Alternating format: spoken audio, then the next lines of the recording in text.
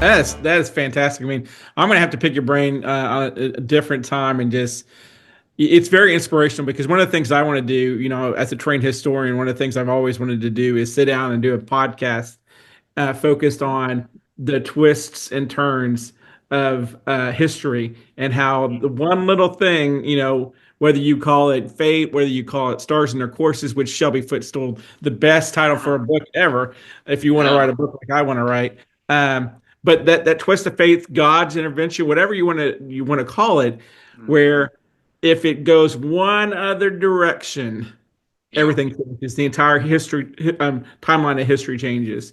Yeah. What And is that like? Is that the butterfly effect? well, the butterfly effect is more, it's kind of like that because the butterfly effect is more, one little butterfly wing sprints out to a hurricane at the very end, right? Oh, yeah. From here, from Africa, it happens in Africa, and then there's a hurricane in the United States, right?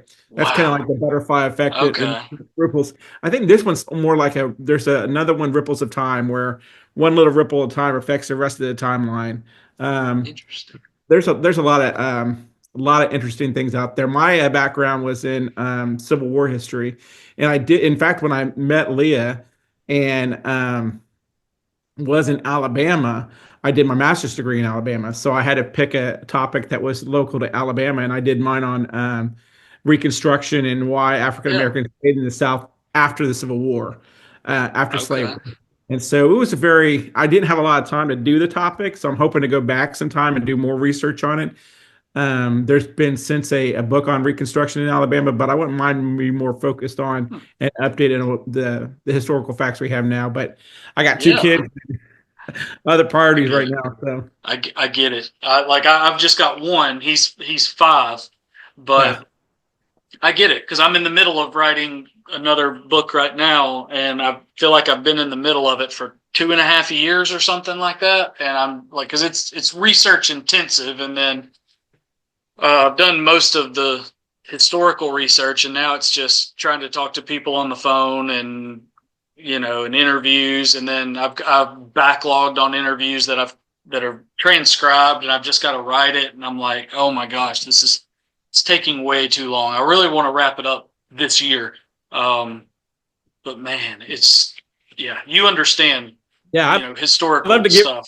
with you, Gary, sometime offline and just pick your brain because it's research intensive and especially when you do that first historiography, right? And you're going, okay, Mm, how has this spanned throughout the time, right? And like over the yep, last 5 years, understanding Reconstruction in the South and how the different narratives have gone over time and what drove those narratives over time, yeah, and it's very simple to sit down and understand why we're at where we're at, but in explaining it to people why we're at where we're at, it's totally different. They're not historians, very, so. very, Anyway, sorry very.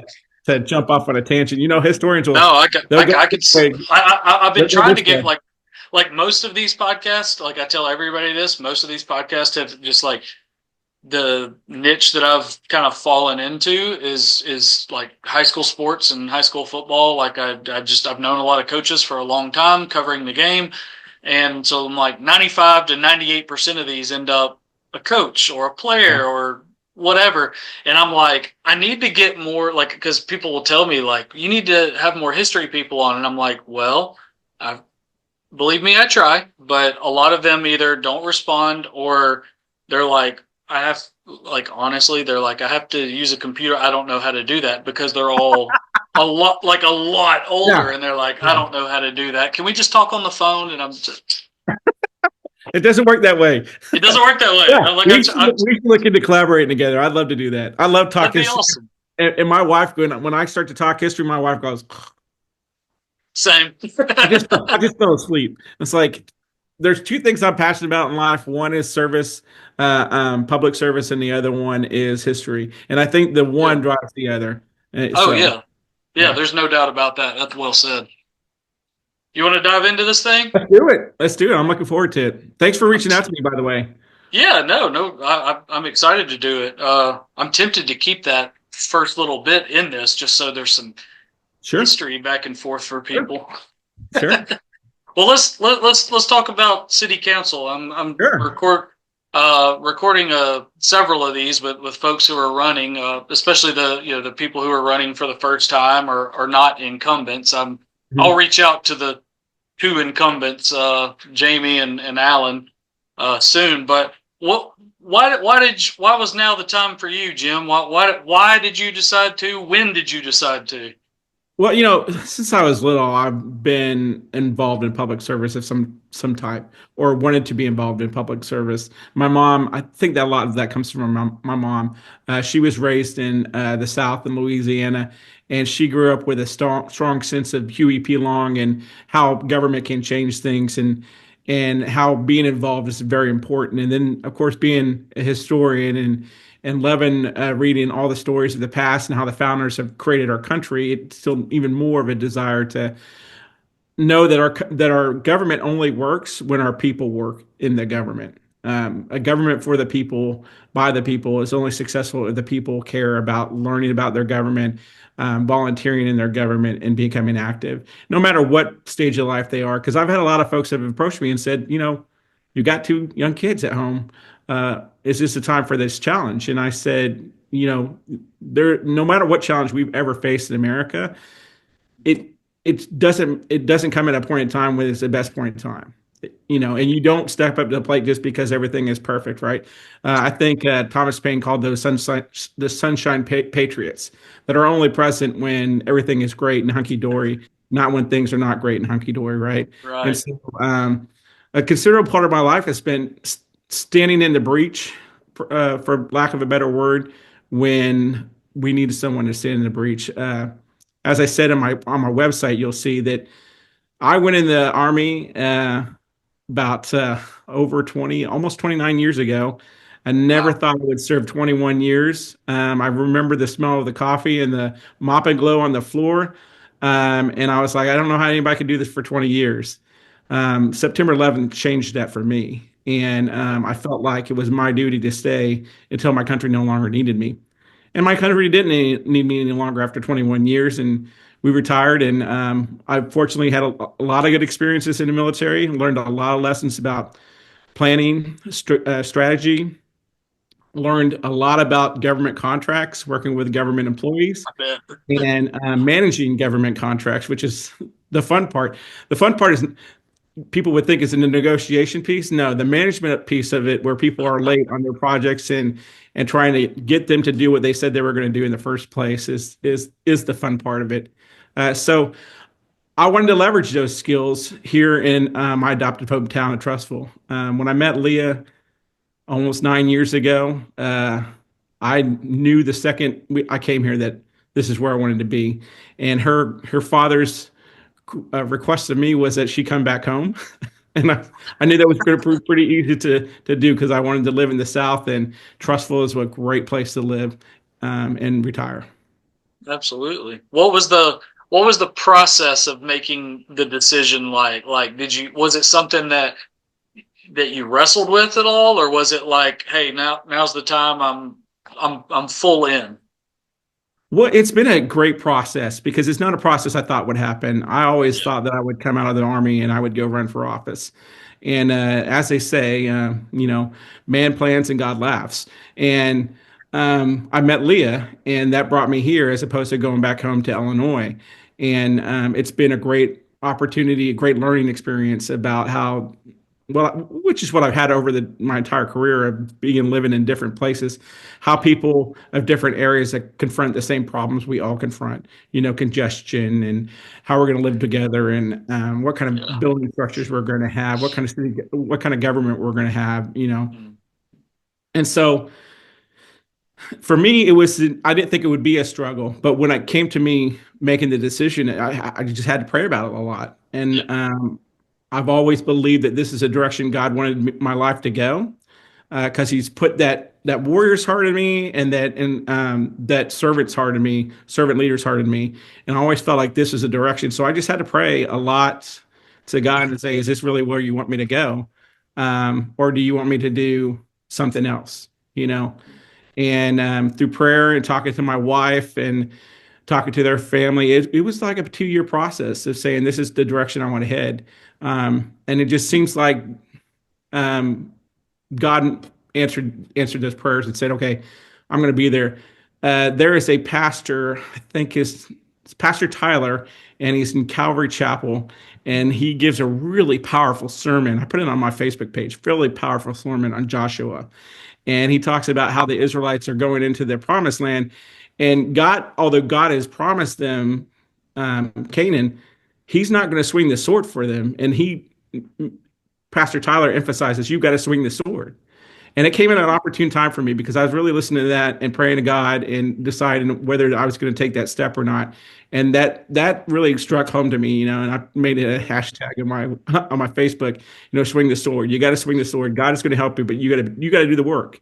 So with faith, I just stepped out and made the decision to run for city council and talked to a lot of city council folks and asked them even about what place I was going to run for and whether I should announce that place before August, or I'm sorry, before June. Because as you know, Yeah, you can still change it if you you want still to. change your mind until June. And a lot of advice I was given was, hey, wait till June and decide who you're going to run for. And in my mind, and praying about it, it was no, you need to go run for the place that you want to run for. Come out for that place and let somebody come run against you.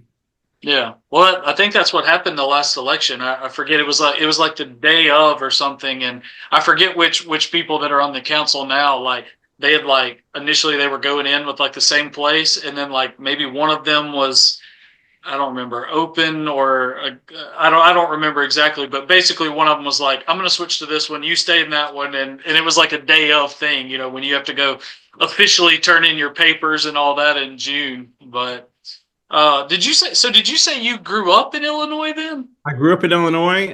My family has been in Illinois since the Civil War. And Wow. it's funny because my mom and my dad met when they were in the Navy. My mom was a nurse and my dad was a corpsman in Balboa, California. And she was from Louisiana, grew up in Louisiana. And so I got kind of like the two twists that most Northerners don't get about the Civil War, right? I Yeah. grew up enjoying the Civil War, enjoying having heroes that were Civil War generals as heroes because Yeah. it was my mom's background and she loved history and my dad loved history, and so that's what we learned about most of all was you know the Civil War and all that stuff. So Man, are you a Cubs guy or a White Sox guy? White Sox, South Side. Okay. Y'all are Yeah. y'all are going through it right now. Oh man, yeah, yeah, yeah. Well, you've at least got the Barons here. I mean, you got their Double That's A hey, that's like affiliate. my when my parents came down to visit me, we went over there to Legion Field and got us a whole bunch of Barons gear. So I got my Barons hat that I Nice. wear. And I fell to Nice. wear my Barons hat because it's a White Sox hat at the end Yeah. of the day. Yeah. Well, and they just, hey, they, won, I guess, won the Southern League this last year, first time in like 11, 10, 11 years or something like that. So yeah, that farm system's looking good, but we'll see if they can maybe win 70 games this year. Maybe. I feel It's a like rebuild. it's just sometimes they're just not unjustly not followed as well as other ones that are spectacles like the favorite one out there right now is is it the Sarasota the bananas the Savannah Savannah, banana Savannah Savannah banana. Bananas. Yeah, that's a show. They got a really good PR team there. They do. They do. They're a show. They've been here. I think they've been out at Rickwood. Um, maybe they've been at Ravensfield. I can't remember, but yeah, they're fun. Yeah. So so then like I've asked everybody that's running, and most people are like I'll ask them like, do you ever think you were going to run for city government? And most of them are like, oh gosh, no. But it sounds like maybe you kind of knew a little bit that this was a direction for sure. Yeah, I've always, like I said, I wanted to continue my service, and I always knew that I was going to run for some type of office. Didn't know what type of office that was going to be, Yeah. but I knew I had a desire to continue to serve after the military. And like I said, you really get. I feel like God has set me up for that because looking back on that, I never would have went into the acquisition corps coming into the army, and it was one of those things where I had to make a last minute decision, and I just said, okay, well, I'm not going to be here. I'll pick the one everyone wants to go to. And I got there and they're like, this is business oriented. I'm like, what? So, but it turned out really well because I learned a lot about how contracts are structured, how to run contracts, and we're talking million. I think the largest negotiation I ran was $10 million contract for a low profile Jeez. crow system, and I managed $1 billion program as an assistant product manager. And then how I met Leah was when I was at Redstone doing ballistic missile defense testing. So it comes full circle because you see what Yeah. happened this summer over in Israel Mhm. without the testing. And I would tell my guys because that we run my tests, I'd say, listen, if we have a bad day and we don't do the test right and we don't do the evaluation right, millions of people are going to die. Millions and millions of people are going to die. And there's not a lot of weapon systems where you have that, track record of happening. And what happened in Israel this summer proves that, we did it right. Yeah. And you said so locally here then, because Trussville doesn't have districts like, like if you lived in a Hoover or somewhere and depending on where you live, this is the spot you're running for. Are you running, is it place four? Place four. Place four. Okay. Who else is there? Someone else? It's Kimberly Farr? Kimberly Farr is running for place four as well. She came Okay. out, I think she came out about a week after me. Okay. So y'all will, you have someone you're running against. Yeah. Yeah. That'll be, What is funny, I was talking to, who was I talking to at that point? I was talking to them. I forget who it was. One of my friends I was talking to, and we were talking about that. And I said, "Well, I have an opponent yet." And while we're having the discussion, my wife is sending me the thing saying that she decided she was going to run for place four. okay. And of Well, course, I didn't look at the message because I was talking to somebody at the time, and then I looked at the messages like, "Well, I guess I do have an opponent now." So, yeah. but I haven't gotten to know her yet. I'm looking forward to meeting her and knowing her. What I can Yeah. see from people I know that are mutual friends of hers have good things to say about her. So I'm looking forward That's to. good. Yeah, I haven't met her yet. We're scheduled to do one of these as well. So I know she works at Spock Automation down here on Highway 11, and that's about all I know. So looking forward to meeting her as well. I've got your website pulled up over here. I like that you got a picture of one of our CHHF stone gateways. That's love Oh, I that. love it. Yeah, Yeah, that says trustful, right? To me, that says yeah, trustful. yeah. I'm on the Cahaba Homestead Heritage Foundation. I'm one of the Yeah, I board. saw that, and I gotta get one of those hats because I went on that site and it doesn't have Oh a yeah, shopping thing. You need to get yeah. some swag So and up there. Sell some so swag. that I've got it. Well, it's hung up on the other side over here. I change these out every now and then for these, but I've only got the one like because like not even the rest of our board has it. I okay. I am a hat guy. Me Um, too. like my wife is like I'm like, hey, why you got so many shoes? She's like, why do you have so many hats? So I mean I'm like That's exactly the way me and my wife call it are. even, Yep. and I was on, I forget where I made that one. I forget the website I used, but it's a really good Richardson 112 hat, and I just wanted to see what it would come out like. It's got a leather patch Yep. on it, and I just wanted to see what it'd come out like. And now I'm like, if we could, sell these for real, and be a fundraiser kind of thing. It's a good looking hat. Yeah. But anyway, what I'm looking at, We don't have like, enough. And the other thing too is, Garrett, we don't have enough hats that support Trustful. We need more Trustful hats. there you go. Hey, the Trustful, I'm on the Trustful His- Historical yeah, the Society too, and Historical we've, Society has a great hat. I have you know, one. Right, the gray. I got the gray hat. I love got it. that for Christmas, and I have it. I love it. But we need some more hats. I mean, you can go down that. There you go. You go down to not CVS. You can get some stuff there, but Yeah, their swag is not as good as yeah, normal swag. yeah. So, yeah, We we need need we to need get to we need to make some of our own. Like I had some I can't remember them now. I probably got them written down somewhere in this crazy office, but um, I had written down some very very trustful specific like ideas and stuff a while back for whether it be on a hat, a shirt, that kind of thing. So I need to revisit that yeah, anyway. definitely. I'm looking at your website. It's a nice website. Thank you. Um, and right there off the bat, trustful first. I was going to ask next, just kind of goals, priorities to you, that kind of thing.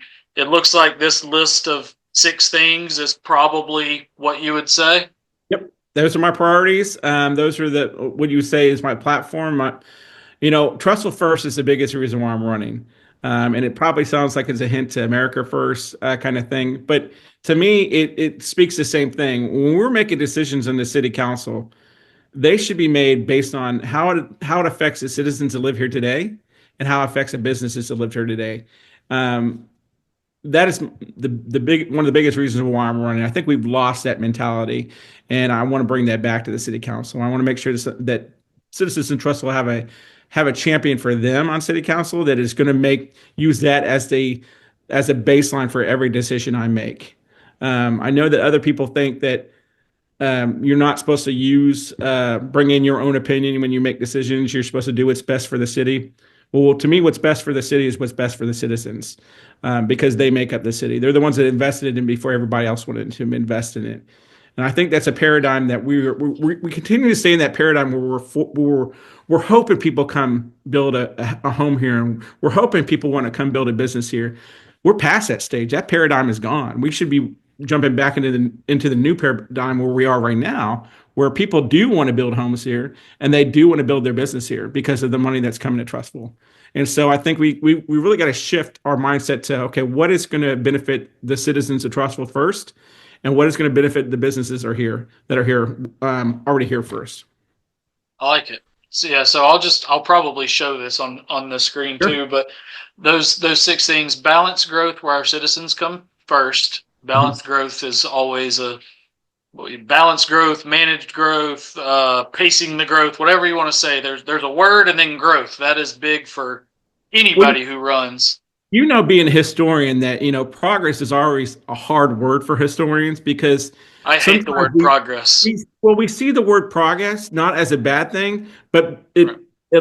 it always comes with sometimes throwing the baby out with the bathwater and forgetting our Mm-hmm. traditions and our heritage. Where do we come from? The people that came before us. There are good reasons not to remember some bad things that have happened, but you Sure. you can learn lessons from bad things that happen too, Yeah. right? And there are a lot of bad people that do good things, that done good things and done bad Yep. things, because we're human beings and we live in a fallen world, right? Bingo. We're only redeemed by Christ. So the only perfect person that's ever lived was Christ. So if you're trying to hold everybody to that example, you're in a in the wrong business to begin with, and you're in the wrong species, because we're all going to do something wrong somewhere along our lives. So yeah, yeah. So for me, balanced growth is the biggest thing, because you can't tell somebody how they're going to use their property, and you cannot do things like stop growth altogether, because once a city stops growing, it starts dying. It's just a part of cycles in communities, right? But you can put a strategic plan in place so that you know where you're going to prioritize that growth, and you know how fast you're going to grow sections of the city, so that one section of the city isn't growing faster than another. Or so we're growing a new section along the interstate, we're not focused on the one section that we do have along the interstate that is dying, right? You got to balance that growth out so your entire area stays stable and secure, because if one area is not stable and secure, your entire city is not stable and insecure. And without that stability and security, your commercial viability goes away. And then with the commercial viability and people wanting to live there, that goes away. So it's a proper balance that you got to balance. And I think that we're out of balance right now. And I would like to bring us back into balance, or Yeah. help bring us Well, back into and balance. and I wonder, like you said, kind of like the historian aspect of like seeing how much annexation took place in Trustful in the 1980s. Like Mhm. there was a crazy run on it. I mean, there was a time where what is now Hewitt Trustful Middle School, they had to very quickly annex all that because of some issue with the city of Birmingham. I mean, it was crazy how much annexation was happening.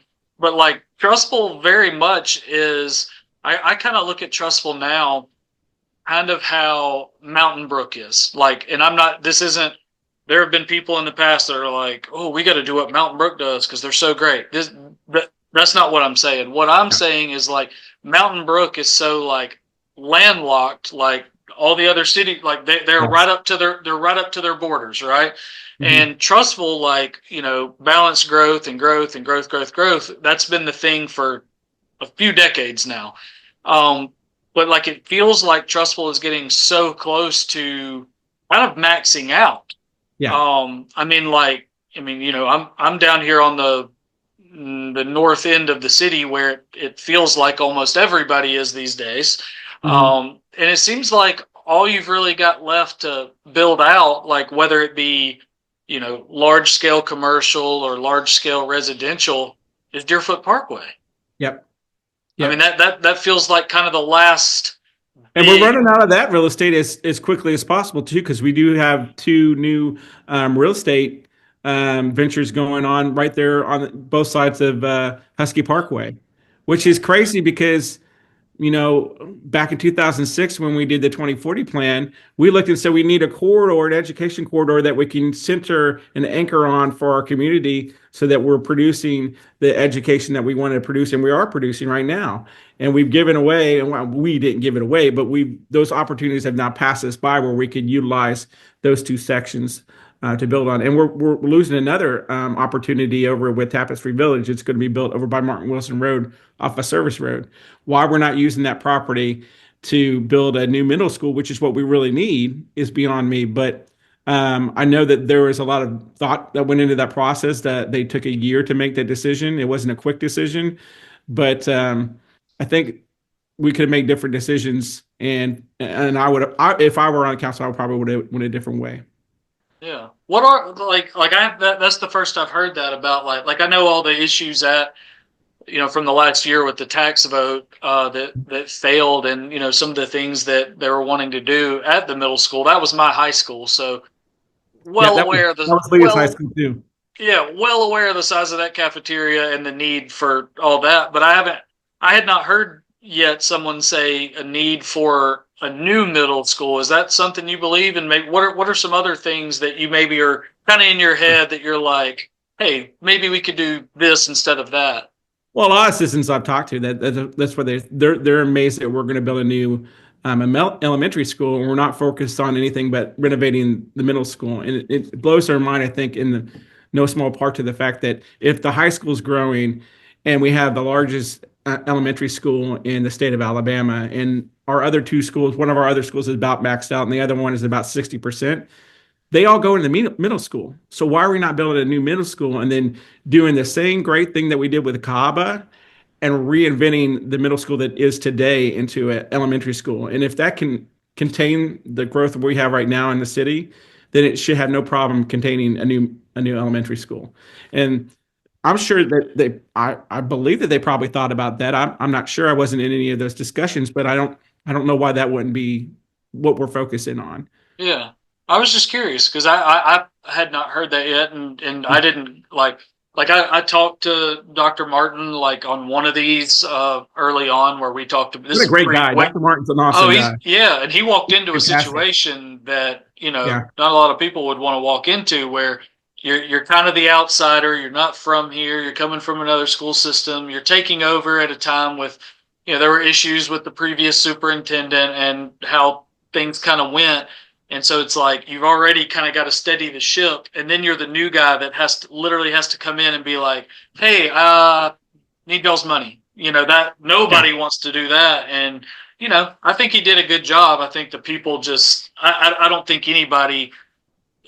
I mean, hindsight's 2020, but I don't think anybody was going to come in as a superintendent, regardless of who could have come in and convinced a lot of people who have seen certain decisions made or seen money spent on this, that, or the other, Yeah. especially during the economic time that it was, kind of is, and convince them to vote for that. Like, Yeah.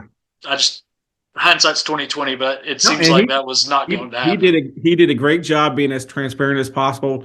Yeah. Getting out there to talk to both. I give both.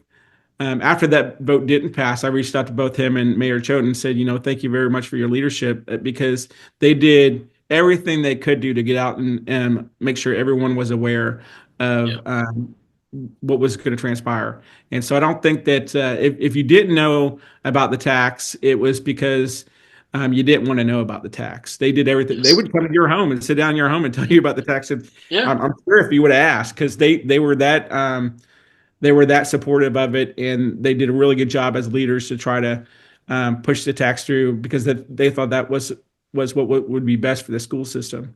Yeah, So and I think, and you're right, because I think I'm not saying that their push and how transparent and how, how out there they were. Like you had to try not to find out that there was a tax vote happening. I talked to some people around where I live who are somewhat in my age range, right? And now older folks are always going to show up to vote. They just Yep. are. And that's like if you're trying to get a tax vote passed, you need your younger people to, hey, take off this part of work, go in on your way, because you are going to be, a lot of older folks are generally going to vote no on something like that. I'm generalizing massively right now, but I also don't think it's completely inaccurate at all. But Yeah. I talked to people who they had heard so many positive things, the presentation and people talking about it, that it was so out there that they decided, oh, this thing's easily going to pass. So they didn't even go vote. Yeah. Yikes. Yeah. Yikes. Like you Well, can't do that. You got to get out there. just think about the largest portion of our town is the portion that would have benefited, and really, and if you think of it from a numbers perspective, I want to say the last census said we're about 18%, 18 to 20% is 65 and older in the city of Trussville. So, I mean, really, if the parents within those areas would have went out and voted, that could have changed it. And it was such a small turnout. I mean, I want to say, was it 5,000 people that turned out for the election? It Yeah, could have I'd been have less to than I'd that. have to dig back up some numbers, but like I covered the 2014 tax, yeah, 2014, the one that funded Cahaba and Yeah. Magnolia, and that turnout was crazy low. And then yeah, the 20 the 2020 municipal election was really low. I remember that because it rained. 5,000 something. Yeah, it Oh, well, rained and I didn't yes, go look at the forecast for that one. I did look at what the turnout has been in the past two election cycles, and Trussville's it was historically low. low. It's very low. Mhm. So the people who wanted to speak spoke, I guess. But we'll see how the school system and if you're elected, you'll be part of figuring out Yeah. this money for these for these projects that I know C Wing at the high school's underway and all that, but all Yep. these other projects. And that, Gary, is one of the reasons why I decided now was the time to run, was because Mm. I do completely believe that we are at the precipice right now. And the next 4 years will decide which trajectory that Trustful takes, whether it's a dawn of a new golden age or it's the start of evidential decline in the city. And my family is uh, we're raised in the fourth generation of Trussvillians, and we love Trussville, and we want Trussville to continue to be in its golden age and be a place where people want to call home because it is home to us. I know I'm not from here, that I wasn't raised here, but 9 years ago, it became home to me, and I'm going to do what I have to do to protect my home as I always have. Yeah. What's been your favorite part of living here? What's your go-to spot? Like if you need a moment of quiet or something, or you need to go walk or whatever. Like what is it in Trustful that draws you the Definitely the most? Veterans Memorial and the Greenway. Sure. I mean, it's a great addition to Trustful. I remember when they started building it. That's when I first started coming to Trustful, and when it was Okay. finally completed. And then, we even though Leah and I didn't live here for 5 years, every time we got leave, we came home. Hmm. So at least we were probably here at least twice a year. We would be back in Okay. Trussville. This is where we came to spend our vacation time with our family. And so I've seen Trussville grow over the last 9 years that I've been here, and I've noticed a lot of the good changes, positive changes. I mean, gosh, I love the entertainment district. It's beautiful. They've done a lot of great work there, and the vision that went into that. Even when they were building it, I don't think you could have envisioned it being as nice as it is, and it's a great spot for Trussville now. Yeah. Um, No. but I grew up working at Mabe Power. That's now the Keller Williams yeah, right there. So I grew up running lawnmowers down Morrow Avenue, and most people that live here now can't remember what that was like, but it was not good. It was not yeah. good. Well, I always, when I want to hear about, what Trussville was like before or how much it has changed, I talk to my father-in-law because he's been here since he was born. In fact, where they grew up, where his property was, is now the dump over there by Magnolia. And so Yeah, he spends a lot of great yarns about what it was like, what Trussville was like. He'll continue to tell me about all the places where you can go to where all the springs are active in Trussville, things like that. The yeah. old stuff that people don't hear. I love sitting and talking to anybody that's been here for a long period of time. I'll give you one old thing that's near your favorite spot. That's up near the Veterans Memorial. Mhm. If you're walking the Greenway, like Yeah, if you're going, okay, if you're facing the veterans, the fallen warriors, that one, and you go left, and you're kind of going around like you're going to go down to Civitan Bridge. yep, Like there's that kind of hill up to your left there, and a couple yeah. The trees on flag it. over there. Yeah. So Yeah, up in there though, there's still the foundation of Jefferson County Prison Camp that used to be really. located right there. Yeah. Wow. Yeah, we're gonna have Here, to get together, man. You're gonna have to yeah, walk me through some of this stuff because here, I read your book cover to cover when I first got here because I wanted to learn more about Trussville. I wanted to learn more yeah, about Alabama and Alabama government, which was very difficult to learn because there's not a new book published on Alabama government, and it's confusing to begin with. Um, and then I yeah, wanted to know so much more about how city government ran, and it was a big. I mean, I don't think if I had the research skills I got out of my master's degree in history, I would have figured anything out because yeah, you really have to go find it. And that's one of the things I want to improve too is transparency within our city government. I think that every citizen should be able to go on the Trustful homepage and mhm, find everything they need to know about their government, right? They need to know how their government works, right? And right now, if you go and look how your government works, it just says, here's your city council, and they're in 4 places yeah. or 5 places. So Douglas, that yeah, doesn't really tell me how the mayor's job works, how the council works, how they vote on things, how they pass ordinances, how that process works. It doesn't tell me anything about where the budget is or how the budget works or how the budget process works. A lot of people don't know that we're on an off-cycle budget when it comes to the federal government, right? Our fiscal year starts in October and it ends in October, whereas some places are on calendar years and their budget starts in January and ends in January, and then there's a budget cycle for how you get things through that you want to propose so that it's in there, so when they propose a budget, the things you want are in the budget. So yeah, that's one of the things I want to do most is I think that our communication could be a lot better. I've said this multiple times. I think in the Army we say perception is reality, and yeah, here really that's what it comes down to. There are a lot of things, the school board building being one of them, where the perception there does not meet the reality of the situation, but no, the perception becomes the reality of the situation. And yeah, unfortunately, that's the game you're in when you're in public service. Is perception is reality, yeah, and because we have the internet, which is the new Gutenberg press, and you could push out a lot of disinformation along with a lot of positive information, you have a lot yeah, of hard time. You have a harder time now fighting back against that disinformation than you did in the past. And so, but you have to just have a proactive strategy of how you're going to do that, and you have to have a proactive message of things and continue to get that out on different platforms. We have a yeah, population, like I said, where 20% are 65 and older. Well, they don't communicate the same way that those that are mhm, 65 and under communicate. Even like in our generation, right, where we're on both sides of the aisle, where we're comfortable in the digital world, but we're also comfortable in the yeah, analog world.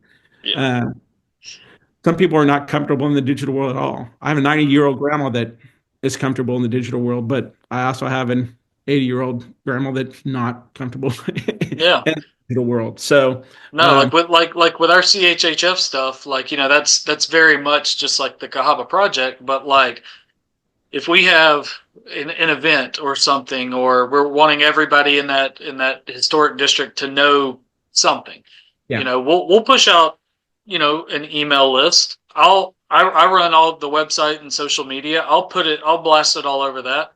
But that's not everybody. So we have street captains, and we have either trifolds or leaflets or whatever, and those go in every single mailbox. We're going to hit you from every direction so that you have to try not to know what's going on. And I'm very much on record having said Trussville has needed to improve that from a city standpoint for a long, long time. That's not just this administration that's currently in, but there have been many instances in the past where certain things could have been nipped in the bud if you had just communicated it better, Yeah. and quicker, and or honestly communicated at all. Yeah. Well, even with the tax vote, on my website, one of the things I say is that there were logical reasons on both sides for passing or being opposed or being against, or being opposed or being for the tax.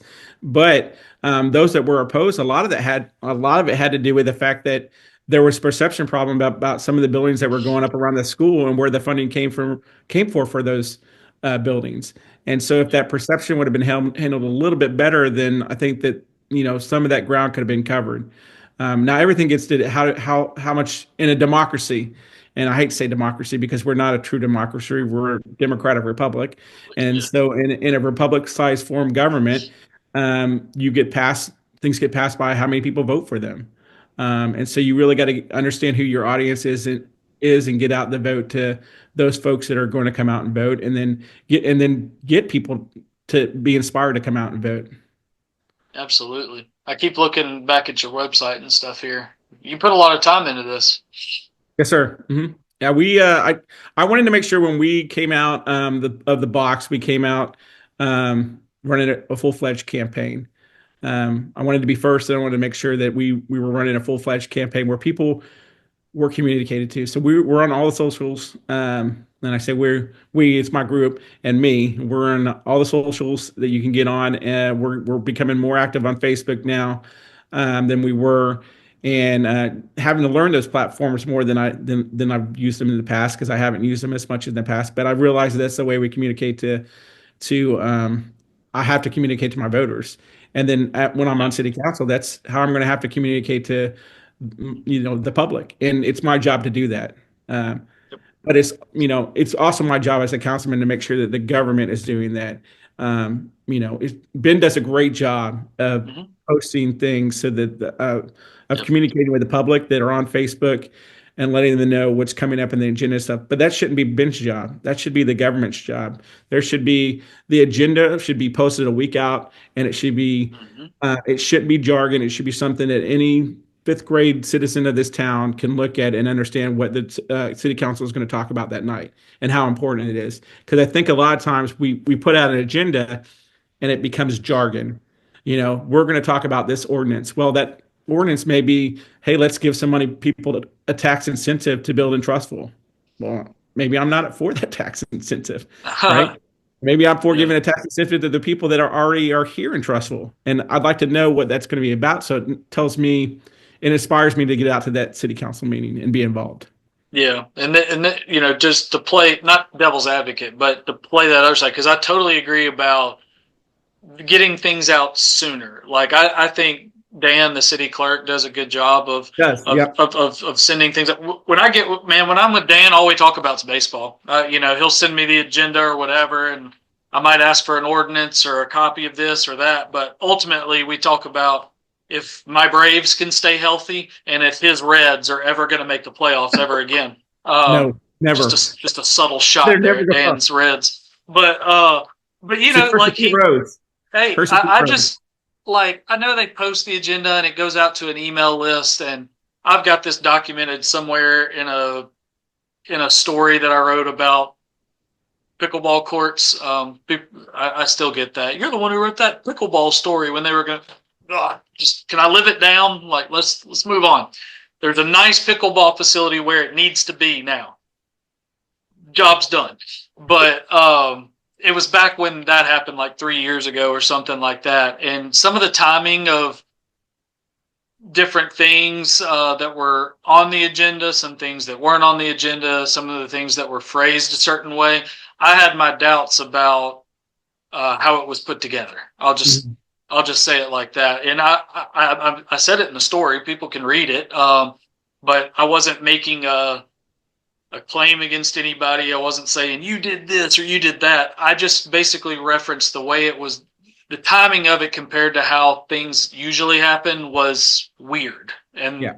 That's pretty much what I said. I was like, it was just, hey, this is when I got this. This is usually when get Yeah. this, and this doesn't match up, and it just kind of added, it added fuel to the fire for that particular story, and that thing, my gosh, that project literally blew up overnight. I mean, And don't mistake me. We don't have bad actors in no, our city government. We have great actors. I've met a lot of no, them. I know Dan. And yeah, you reach out to him and you ask him for anything, he will get it to oh you. yeah, He'll get it yeah. to you in a timely manner. I'm Um, not going to get off camera and go grab it, but I've got, writing this book I told you I was writing. I've got there's a lime green binder, and I can see it right now, and it's about this thick, full of old full of minutes. Where I asked Dan, I was like, hey, is there a way? The book I'm writing is about the Cahaba Project. I'm writing the history book, and very New Deal focused, and yeah, WPA and depression and all that. I look Um, forward to reading that. I'm like 75,000 words in, and I feel like I'm maybe halfway done. It's crazy. But It's a big thing. yes. And so I asked Dan a long time ago, I said, hey, is there a way to go back through old minutes that isn't going to kill you, where any mention of just like Cahaba Project or Cahaba Homestead or Cahaba Village, all that's various names, it's Slag Heap Yeah. Village, all these things, and it give you results? He was like, yeah, I can handle that. And so I've got a binder full of stuff that he put in chronological order. He went through and like highlighted where it says Cahaba projects. He's fantastic. Yeah. Yeah. Anyway, And the website's great, but it could be better. It's in the infantry, what they'd call that as you think of it like an improved fighting position, right? yeah, The first thing you dig when you get to space is a foxhole, just to prevent the bullets from getting to you. But right, the longer you stay there, the better your fighting position becomes, to where it becomes a stronger fighting position. And so it's not a knock or criticism that we have a bad website. It's we can do better than what we're doing right now to exactly. communicate to the locals. Exactly. Exactly. I know they've made various improvements over the years, but yeah, you're right. Like I'm glad there's at least a place where you can find Yeah. information.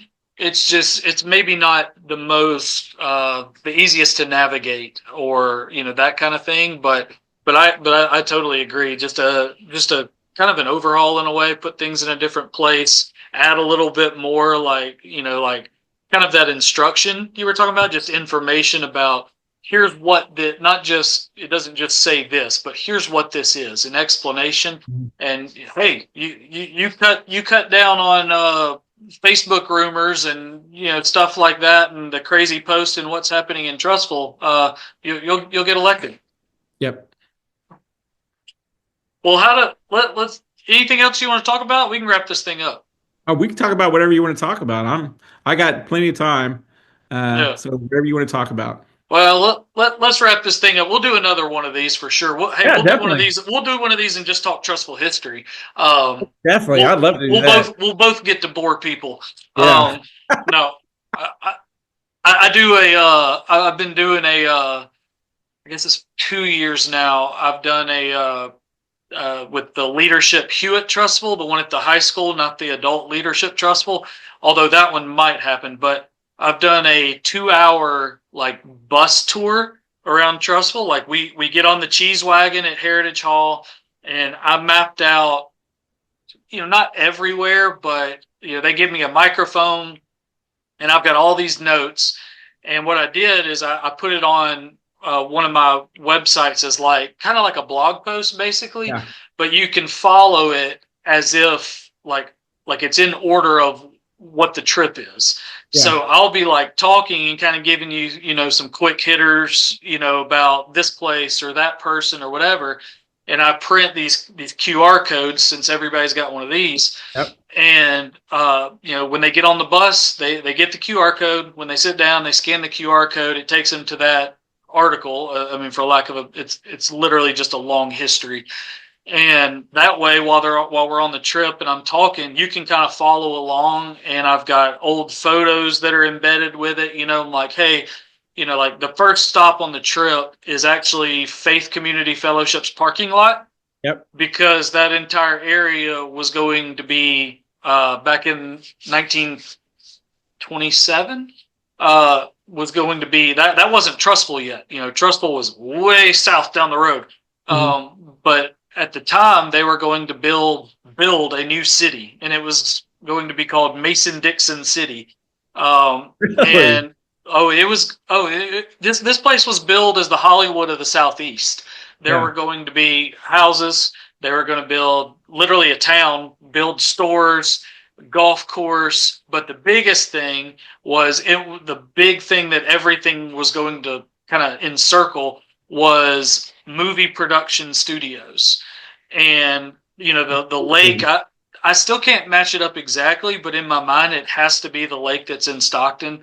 Yeah. That was going to be kind of part of this too. And they were going to produce all these movies. Like I've got newspaper clippings from 1927 through kind of early 1929 or so, where they had started to sell lots. They had started to do this, and this, and it never happened because in 1929, Yep. Stock market crashed. stock market crash and literally killed that. And Harry S. all Truman that had became been, all Harry that S. had Truman been, became the president yeah, almost.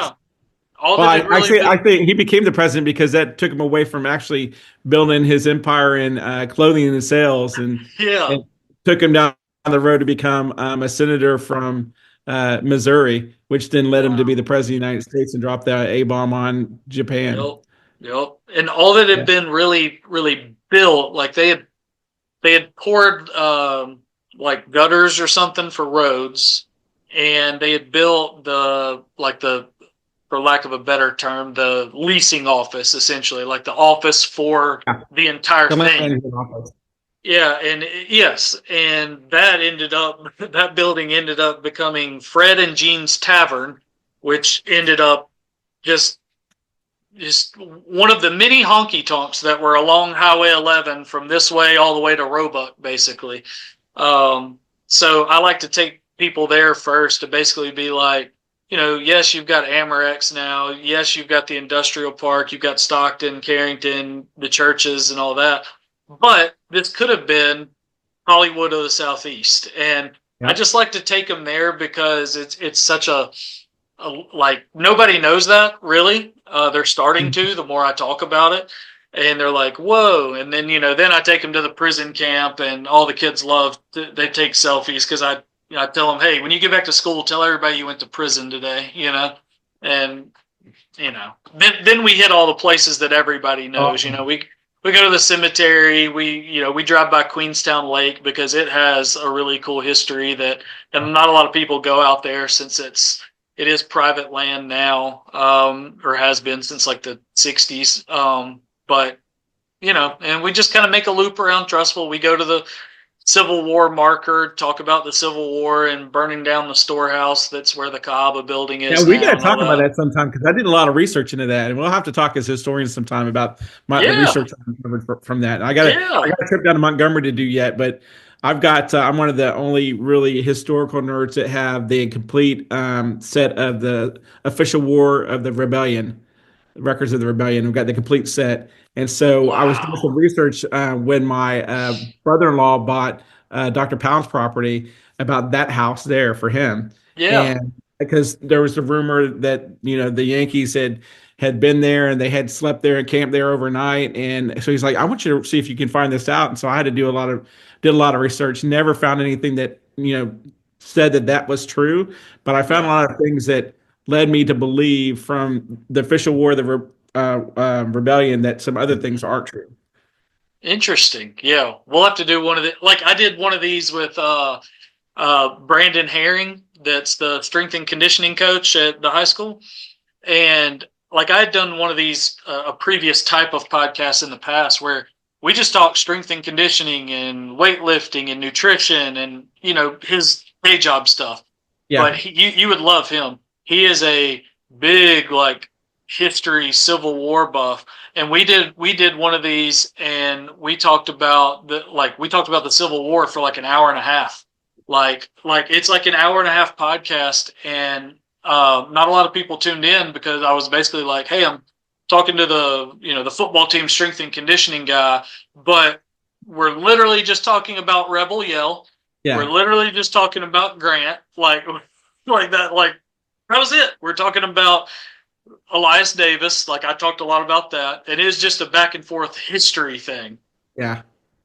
Yeah. Anyway, let's wrap this thing up. Sure. Do it. So I'll put this on here, but the website is Jim Miller, the number 4, Trussville.com. And that is 2 M, so JIMMILLER, 4Trussville.com. Yep. And you've got what? You've got about 6 months of campaigning, so Yeah. easy day, right?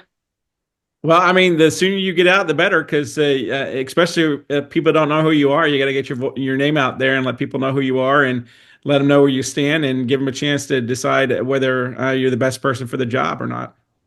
Sounds I'm good. looking forward to it. The only thing I'm not looking forward to is the summer heat and doing the campaigning in the summer heat, walking up and down the hills of Trussville. Yeah. So Try to get your yard signs out here in the spring or something. I think the strategy should be walk from the top of the hill down and not from the bottom of the hill up. Maybe that'll be the strategy. But There you that's go. the only, that's the Start only in the thing back of about Carrington and campaigning. work your way down. Yeah, but we're right now getting established. One of the things I'm trying to do is get my ambassador program established. So I've got ambassadors in each of the neighborhoods that can link me into those folks, and just throughout and start talking to folks throughout the city. On my website, one of the things I have is a calendar there that will show you where I'm going to be during the week. So anytime that if you want to come see me in person, you can come see me in person. It'll be right there in the calendar. Unfortunately, it didn't show up real well on when you bring it up on your phone. It doesn't show up real well. But if Yeah. you go to the website, it'll highlight the different things I'm at. You can always find me at First Baptist on Sunday. I teach Sunday school there. Every other Sunday, we're teaching Sunday school, so I'm there, and I'm there every Wednesday because that's where my Bible study meets. Outside of that, you'll see where I'm at if you want to come out and talk to me. Okay. Yeah, I see you were at the chamber luncheon yesterday. I No, think I tried to be at the chamber luncheon yesterday, but I do. I also work out of Huntsville remotely, and so my boss had other okay. plans for that day. I'd already bought my ticket and was going to go as a concerned citizen, but also as a business owner here in Trussville, Yeah. and I was unable to make it. So I'm looking forward to the next one. I think I mean this will be post election, but try to come at the one in September. I know that's a long ways off, but I think I'm slated to do a history presentation at the Really? September luncheon. Yeah. All right, I'll put that on my calendar. I know I the might prayer bring some breakfast looks trivia like it was sold questions. out already. Yeah, bring Huh? him.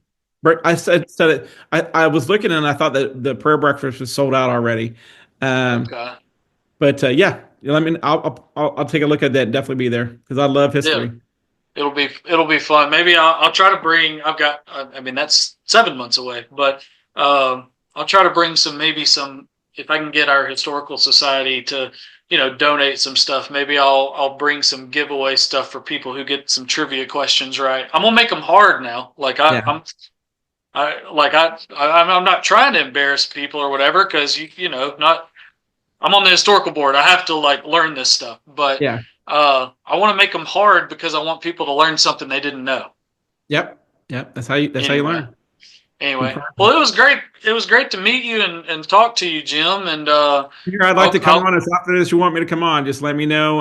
Yeah, man. Like you said, we've got a long way ahead, and we'll have we're the beginning phase of the campaign. We'll have a middle phase and a final push phase. So, if ever you need to fill some time, fill some content, please feel free to reach out to me, and I'll come back on. And definitely, if you're looking for somebody to talk history with and Let's do a go. history podcast, let's do it, man. I'd love to do Yeah, one on, like I was saying, the man in the moment met, stars in their courses kind of stuff. love it, love it. Yeah, we'll definitely do that. Now we get closer to the election, maybe we'll have to do our little news stuff and talk about the election, or if you're elected, do one after that, whatever. But history stuff, anytime. Open door policy. Great stuff. Awesome. Well, I appreciate you. I appreciate you. Thank you so much. I'll reach back out to you again. Sounds good. Thank you, Jim. All right, thanks, Gary. Bye.